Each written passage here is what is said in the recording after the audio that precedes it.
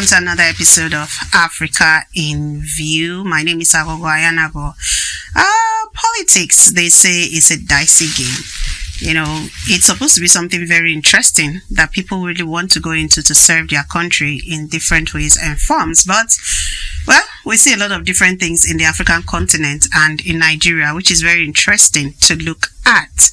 Today, we're going to be looking at something in the political atmosphere in Nigeria. But before then, let me bring in my fellow colleagues on the show today. Olamide, very happy to jump in. Yes, I am actually. It's a beautiful day, I have to say, because there's really, when I think about the fact that Aghogho has to specially introduce me, it makes me feel the VIP is here, of course. How do you feel? Please. I have how to do like. you feel give like me my flowers. introducing the Don Lab, the La Supreme? How you feel? Let's go to the next person on set. I have no words for you, Olamide. All right, yes, my name is Adenike Owoeye-Ajiboye. It's always a pleasure being on the program. And of course, let me start by saying that Aghogho really looks UK based, you know what I'm saying? She feels you look so who really is the VIP here? I am the VIP. I'm the man in the midst of the yes, women. well, you don't let's need just take it you that need people way. to tell you. You're not the one that will be blowing your trumpet. Yeah, right. Well, today's episode is going to be very interesting and informative. But before then, we need to look at our news bulletin for the day. So let's take a look at it. And when we come back, we'll talk more about any stories in our bulletin. Stay tuned. The World Bank has described Nigeria's 2025 federal budget of 54.99 trillion naira as overly ambitious, warning that missed revenue targets may push the government to rely on the central bank's Ways and Means facility, potentially undermining fiscal stability. Lead economist Alex Sinat cautioned the assumptions like 2.1 million barrels per day oil production and 1,400 naira to a dollar exchange rate may not hold, urging further reforms, elimination of electricity subsidies, and improved revenue transparency to maintain macroeconomic recovery. The World Bank has raised concerns over low remittances by the Nigerian National Petroleum Company Limited (NNPCL) despite the removal of fuel subsidies in October 2024, noting that only 50% of the expected revenue gains have been transferred to the Federation account. Citing the need for fiscal transparency, the bank called for a forensic audit of NNPCL, highlighting a drop in remittances and dividends from 2023 to 2024, and warning that unresolved arrears could undermine Nigeria's fiscal stability and subsidy reform efforts. The Central Bank of Nigeria's April 2025 Inflation Perception Survey identifies electricity, petrol prices, exchange rates, volatility, insecurity and transport costs as key drivers of persistent inflation in the country. With inflation rising to 24.23% in March 2025, concerns grow over the soaring cost of living, prompting calls for stronger social safety nets, review of minimum wage implementation, and renewed unity amongst labor unions and civil society. The Group Chief Executive Officer of NNPCL, Bayo Julari, has announced the resumption of oil drilling in northern Nigeria, particularly in Kolmani and surrounding areas, over 2 years after the project was launched by former President Muhammadu Buhari. Speaking to BBC News Hausa, Julari emphasized plans to complete the Ajaokuta-Kano gas pipeline, revive closed businesses, and stimulate regional development, urging northern residents and Nigerians to support the initiative and his leadership. The British High Commission in Nigeria has pledged to engage with federal government partners once details of the UK's new immigration reforms outlined in a recent white paper are finalized. Despite proposed changes like ending the social care visa route and tightening graduate and dependent visa rules, the Commission reaffirmed the strong UK-Nigerian relationship and emphasized continued collaboration and openness. The Joint Admissions and Matriculation Board, JAMB, has enlisted IT and educational assessment experts to investigate alleged technical glitches during the 2025 UTME following mass complaints and poor results. 1.5 million of 1.9 million candidates scored below 200. Education advocate Alex Onya said over 8,000 students are preparing legal action demanding access to detailed mark sheets, while JAMB assures that any confirmed issues will be promptly addressed to ensure fairness.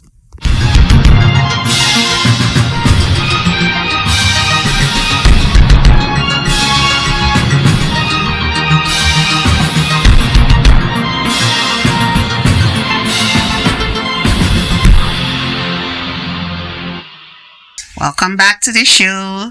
And now we have gone through our bulletin. Okay, so first of all, let's leave Olamide out of it. Nike, which of the stories actually pricks your heart? I think the striking story for me here is that of JAM. We're all aware of the glitches, the glitches that, come with the examination. And I heard that overnight, a student actually committed suicide. Yeah, so and that's this for me is quite sad. And this goes to also call on parents that while your children are growing, I think the major thing you have to inculcate or value is for them to have confidence in themselves, that irrespective of the challenges of life, it is nothing can be too big or challenging that would make you take your own life. But if you think about what they've gone through, I mean, first of all, a lot of them, as they went through a lot to get to that point to write the exams, and then they are comparing their past results to this present result. And even at that, some scored higher last year. They didn't get any admission to schools. Now they are trying it again and they are getting lesser. So it's really, really confusing. We can attribute that to system failure, but irrespective of system failure, it's not enough for you to take your life. And that's what I'm saying. I mean, they say no pain, no gain. It is only natural. This is life. You're going to go through a lot of things. And that's why they say that tough times don't last, but tough people do. So it is disheartening for me, for a girl of how many years, and then just to say because you failed exam and then you want to commit suicide. What about those in marriage? Then how do you advance your course if you want to kill yourself because of just an examination? Then where do you put the hope of the parents? I don't know if you guys are with me, because the parents have been spending money on this girl right from primary school up to this moment. That's an investment that has gone down the drain. So for me, the advice to parents is, you see, these days, I think parents they shy away from their responsibility because of love. We are too carried away with emotions. And that's why I tell people, I hate to be emotional. Because being emotional, it stops you from correcting your child. It stops you from even caning them. So if the need arises for you to beat your children, you have to do so. Even when they get to know it seriously. I tell people, you are not in America. You are not in Canada. This is Nigeria. And we have our culture and we have our ways. The way many of us grew is that our parents will always scold us, especially if you come from my own side or part of this very country. I mean, Southwest region, the Yorubas, you know that we don't joke with training.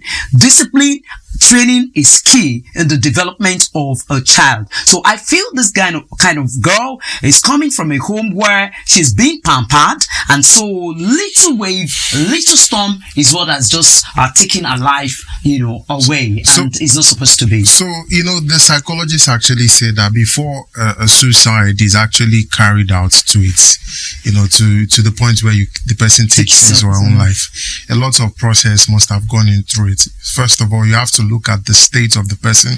There's something that is known as trigger. Now, some people have the withstanding, they call it, I think it's the turgidity, mental turgidity. How tough are you mentally? Right? Because sometimes if you're not tough enough, that's when you get cases of depression. That's when you get cases of, low self-esteem or some certain things. True. So, but for her in this case, I feel like maybe she has looked at the environment around, looked at the factors. Perhaps she struggled to get the form and so many things. Like you said, suicide is not an excuse. Thank you. A lot of people see it as a way out, but trust me, it's not a way out. But if you face that problem, you realize that there are other alternatives to committing suicide. Olamide Aghogho, this can also be likened to a man who is faced with different challenges, your inability to pay your house rent, your inability to meet your responsibility as a man, and the next thing you want to take into is taking alcohol. But the truth of the matter is, when you take alcohol, it's just a short-term, solution, because at the end of the day, you sleep over the alcohol, and then you wake up the next day, and here you are, alas, here's your problem. So deal with it. So I think the advocacy now should be that every individual should always find a way out of every situation. There's always a solution, and the solution can never be suicide. But I think the good thing is also that JAMB is also listening to the complaints of people out there, because they have also come up to say that they're already setting up an IT team for them to begin to investigate these glitches, because the complaints are everywhere. Because if it's not true, then people will not be killing themselves. But the moment I heard that the exam was fixed for 6 a.m. in the morning, that was when I knew that there would be lots of problems. And I heard that the first 3 days of the JAM, people that wrote those first 3 days are really actually the people that have issues. You look at, the fact that, we've talked about this before. We had an IT specialist here to look at the pros and cons. Before you can implement a CBT exam system, are you ready? You have to look at your internet facility. Exactly. You have to look at the system. You have to look at the number of students that you'll be, attending to. Remember, they said they want to move it to WAEC, and we looked at the possibility. WAEC deploys both practical theory and MCQ, which is multi-choice questions. So if you're saying that you want to do that, are you saying that you're going to eliminate the practical aspect, or are you going to eliminate the theoretical aspect of the exams and just focus only on MCQ, which is the ABC option? So these are things that you have to look at before you can say, okay, you want to fully implement it. It's obvious that this last exam they did, there are lots of glitches. So I'm hoping that this panel will be able to find a solution. And they're asking also to see their marking they have to. What exactly they got. Because I'm also worried about the height of failure. I want to believe that most likely much, the answer on the system does not correlate. You remember the issue with markings. Exactly. Type A, type B. So maybe there was a mix-up somewhere. Well, let's hope the people get a reprieve from all these, and maybe let's see what JAMB will come up with, because also these students want to get into the higher institution, and JAMB is just the only way to do that. So let's take a break. Well, JAMB is not the only way. Now, there are universities that you don't even need JAMB any longer. So I think the appeal right now is for JAMB to see how they redeem their image, because it gets to a point people would have to check for other universities that is not that is not taking JAMB for you to get admission into the university. Are those schools public schools or private schools? Both, I think private school. I'm aware of open universities, about like 6 universities thereabouts. And then maybe they should make it nationwide. Basically, so private universities. They're all not dependent on just private JAMB. universities. Well, let's go on a short break. When we come back, we'll go into our main segment where we'll look at the political defection going on in all the political parties in Nigeria right now. We'll be right back.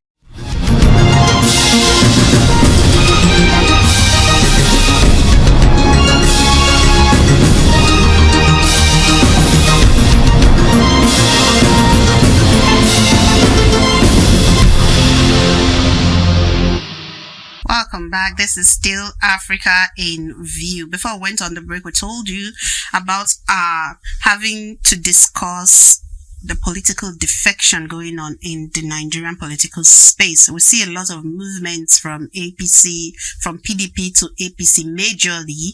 We see a lot of movement from Labour Party to APC. And so we need to sit and look at it critically and know what exactly is causing all of these. And to discuss this with us today, we have Comrade Femi Lawson, who's joining us virtually to discuss these issues. Welcome to the show, Comrade. Thank you. Good afternoon. Good afternoon. Good afternoon. Okay, so discussing political defection in Nigeria. First of all, what is going on in the political space in Nigeria? Well, the gale of defection that we are currently witnessing within the political circle in Nigeria is not new, especially for those who have followed the history of our politics, particularly in this Third Republic. Since 1999, we have seen politicians moving from one political party to the other, usually for the purpose of fulfilling their individual political ambitions. Because when you look at reasons given most times by these politicians for their defection, you realize that it is not usually about programs and policies or the interests of the ordinary citizens, but the protection of their political future. And that is what we are currently experiencing from the days of people leaving the Alliance for Democracy, joining the PDP, AMPP to PDP, later APC to PDP, and all sort of cross-carpeting. It has become like a culture as far as Nigerian politics is concerned, especially when you look at the fact that is there really any difference even between these political parties, particularly the major political parties of PDP and APC? There is no clear ideological difference, or difference in the area of programs and policies. So it is just like the difference between 6 and a half a dozen. And they are the same. There's been some rumors, or should I say some insinuations in some quarters that these people defecting from PDP to the ruling party is because they are trying to secure themselves, basically, to avoid some certain issue of financial prosecution. Mm-hmm. If you remember, there was an interview with the EFCC chairman. He said that, look, President Tinubu, people defecting, this is not because, they are trying to avoid prosecution because of one thing or the other. So do you think that it's maybe them trying to seek sanctuary in the ruling party to avoid prosecution? You think that could be a factor in the gale of defection we're seeing? For those who hold that belief, they may not be completely wrong, because in this same country, we have seen people standing trial for alleged corruption, particularly during the administration of former President Buhari, and some even under this current administration. We've seen people taken to court on allegations of corruption. And the moment they dump their party for the ruling party, then you rarely hear anything about these cases again. Were we not all here when the EFCC arrested and arraigned former Minister Musili Obanikoro, Dr. Ruben Abati, former Governor Fayose, and some other people who are over alleged corruption in funds involving the 2015 election, money and Dasuki, national security votes, monies. As the court till date decided the fate of Musili Obanikoro, as the court decided the fate of Ayo Fayose, as the court said anything about every other person arrested in connection with that allegation. So for people who hold that belief, they may not be totally wrong, because the anti-corruption organizations have shown that they are mostly loyal to the government in authority, because normally this is supposed to be an independent institution. But the moment people dump their old parties, and we even hear at some point where the former national chairman of APC made a laughable statement that the moment you join the party, all your sins are forgiven.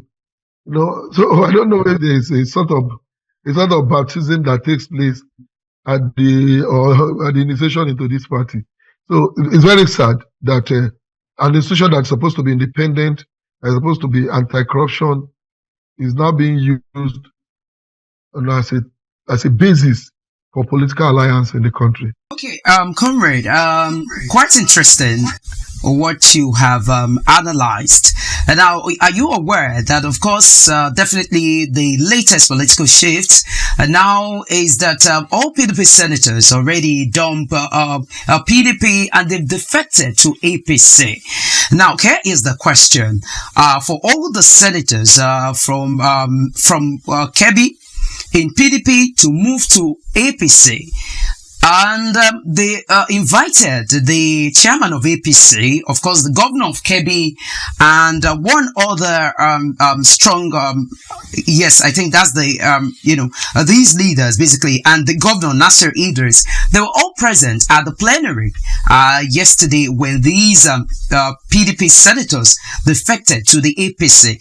Now, part of what they said is that the reason for which they are defecting is because of internal crisis rocking the People's Democratic Party, and that they hope and they believe that joining or pitching their tent with the APC, they will be able to, give dividends of democracy to their people. As against what you said, can you look at this for us?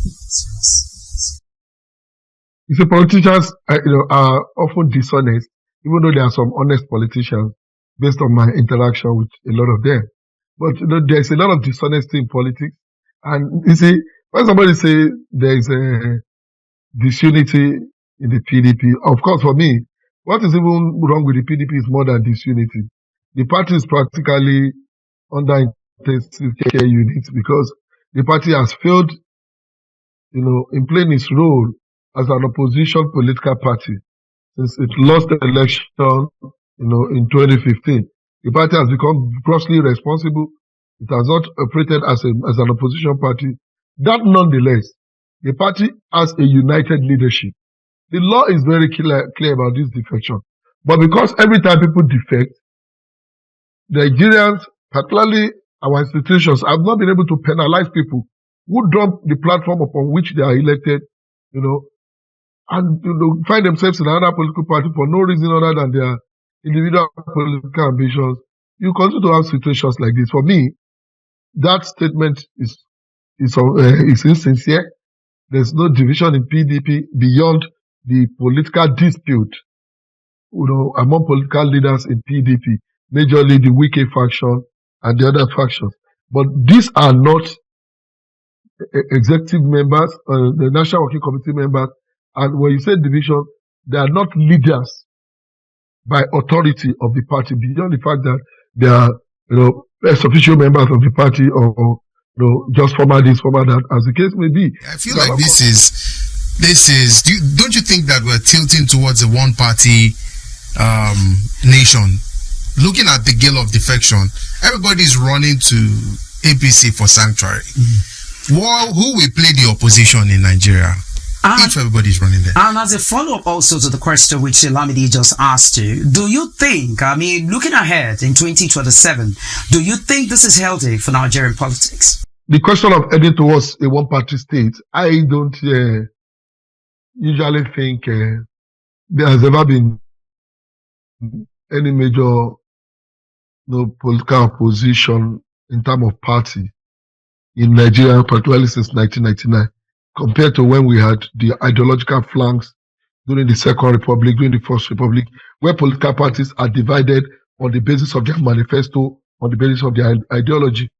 What we are currently seeing, and in any democracy, the biggest opposition to any government in power is usually the people. We need more people-oriented opposition than political party-driven opposition. Like I said, has there been an opposition to APC since 2015? If we may ask ourselves genuinely, Buhari was president here for 8 years, did everything and brought everything wrong upon Nigeria. I'm not sure the PDP could even do anything reasonable to challenge. PDP had, at some point, almost the majority of members in the National Assembly. As we speak, PDP has what it takes to upturn any decision that requires 2/3 in the National Assembly. What has PDP been doing differently as an opposition party?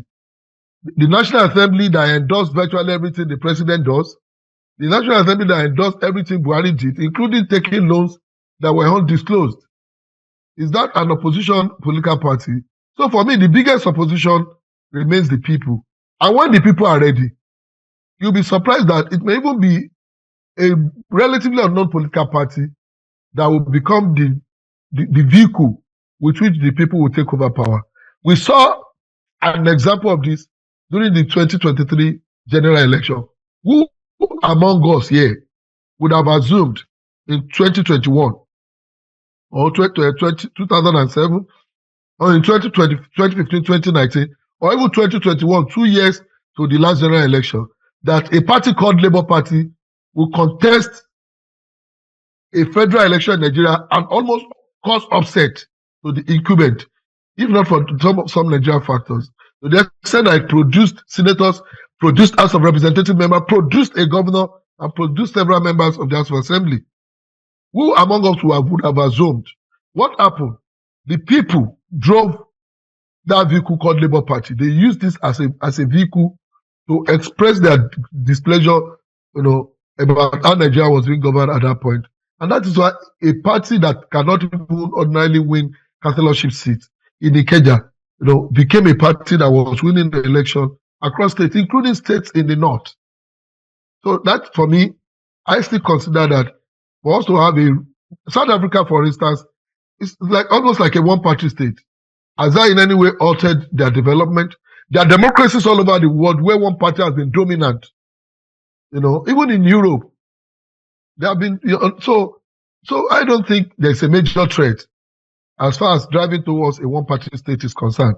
The people remains the biggest opposition in any democracy, and Nigerians have a duty to remain critical about their government, to stand as the watchdog and checkmate their government.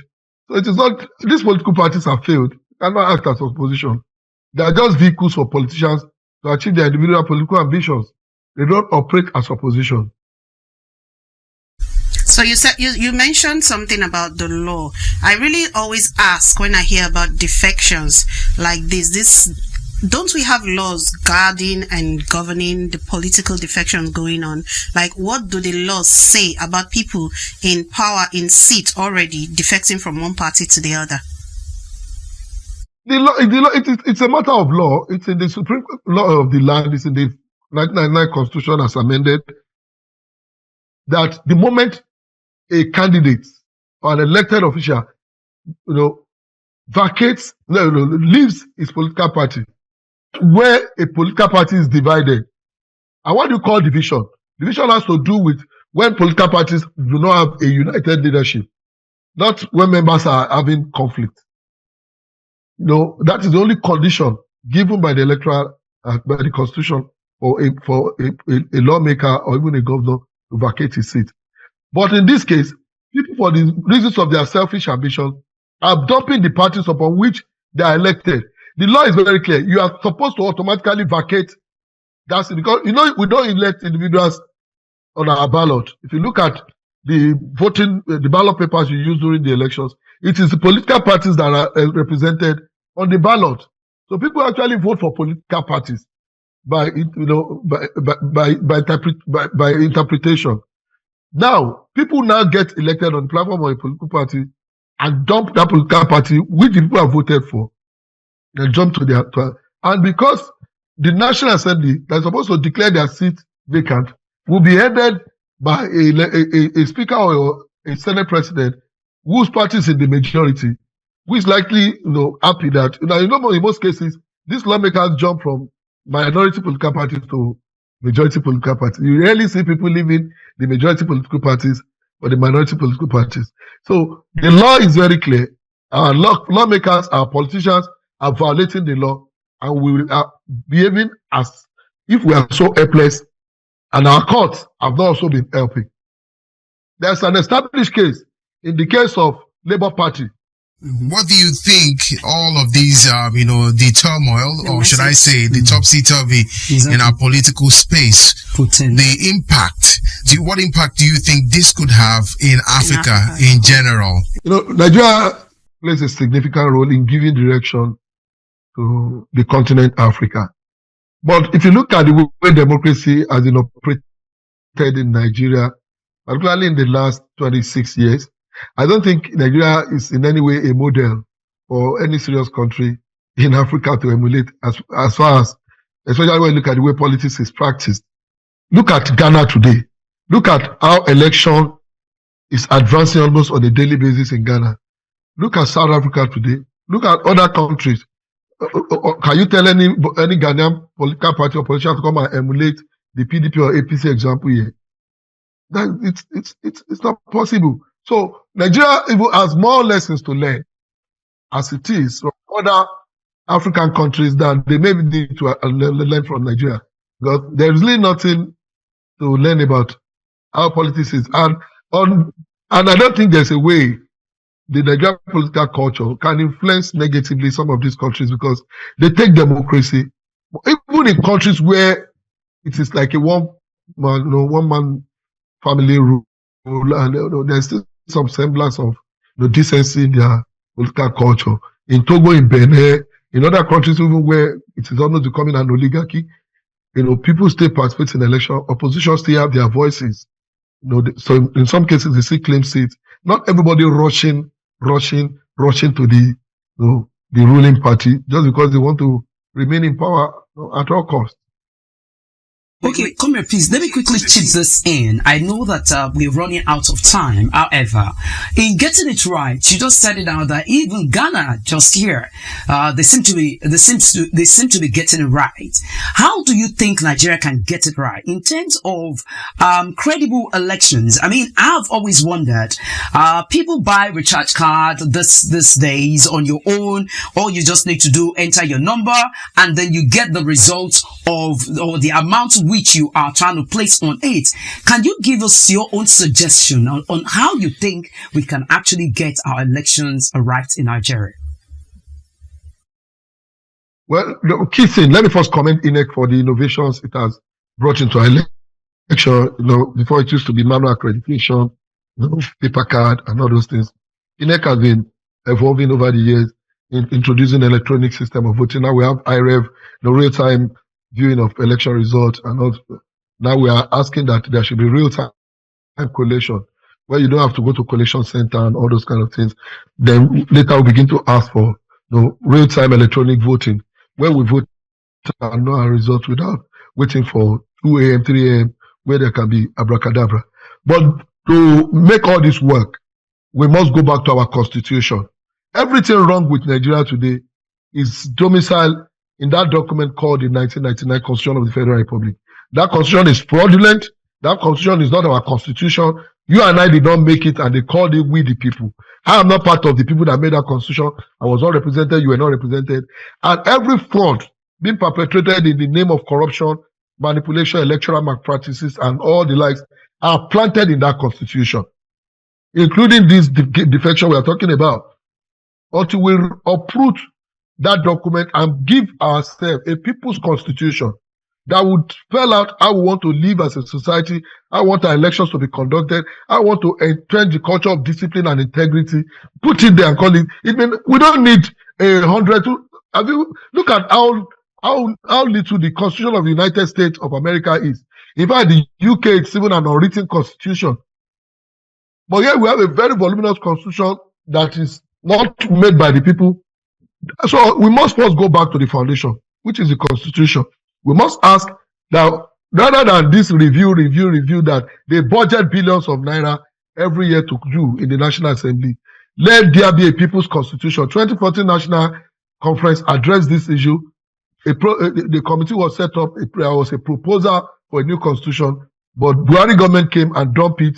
Only God knows, maybe in the drawer or dustbin. But I know that one day, yes, Nigeria will realize that we need a people's constitution. And no society has ever prospered without its own people's constitution. That is, you can bring the worst human being to be president of America today, but the person will work in line with the constitution, the dictate of the American people as contained in their constitution. No matter how powerful you think you are. And the moment you do anything outside the constitution, just like we have seen in some instances of President Trump, this law whips you back into order. You see court, overriding, executive orders made by the president. The court says no. It's against the constitution. That is how a democracy works. Not a democracy where the president is alpha and omega, the government is alpha and omega in the state. So we must go back to the people's constitution, and from there we can begin to get some of these things right. I've actually picked up one or two things, and at least my mind personally has been calmed a little on these issues. So before we continue, let's go on a short break where we go and see the weather forecast for the week, and then we go to South Africa where we visit the Table Mountain in South Africa. We'll be right back.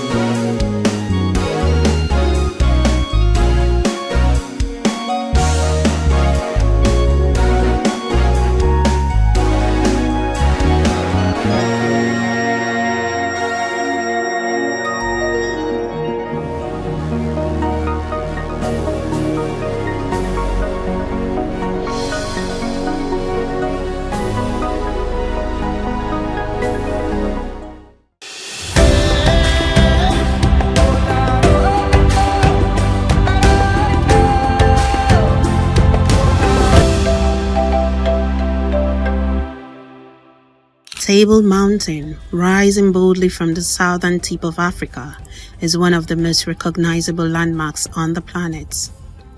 Towering over Cape Town at just over 1,000 meters, its distinctive flat top has made it a global icon, a natural wonder etched into the identity of South Africa. This ancient mountain dates back over 260 million years, making it one of the oldest mountain formations in the world. Shaped by the relentless forces of wind, rain, and time, its massive sandstone layers are the remnants of a long-lost landscape, older even than the Himalayas or the Rockies. But Table Mountain is not just a marvel of geology, it is a living, breathing ecosystem. The mountain boasts more than 2,200 plant species. Many of these, including the vibrant proteas and delicate ericas, are found nowhere else on Earth. The mountain slopes are also home to a surprising variety of wildlife, from elusive caracals and rock hyraxes to sunbirds, lizards, and a wide array of insects. This ecological diversity has earned Table Mountain National Park a place as a UNESCO World Heritage Site. Today, Table Mountain draws millions of visitors each year. Hikers challenge its rugged trail, climbers test its sheer cliffs, and travelers from all over the world ascend by cable car to witness its breathtaking 360-degree views. It is more than a mountain. It is a symbol of Cape Town's soul, a monument of endurance, and a timeless reminder of nature's grandeur. Well, it was fun seeing the Table Mountain. I'm not going to say anything because it looks like Olamide, he's gone, he's just waiting for me to comment. So I'm not going to say anything except for the fact that it's actually, South Africa is actually a beautiful country, and seeing that mountain, well, I fight the urge. I will not say anything. Nike, what do you have to say? I'm fighting you, please. All right, then I should be the one to settle this very cause. But it's fine. It's been an exciting moment being on the program, and especially what was said by our guest. But I just hope that I just pray that Nigeria gets it right. There's such that 2027 election, I mean, all Nigerians will be happy with the results. Also, I share the same thoughts.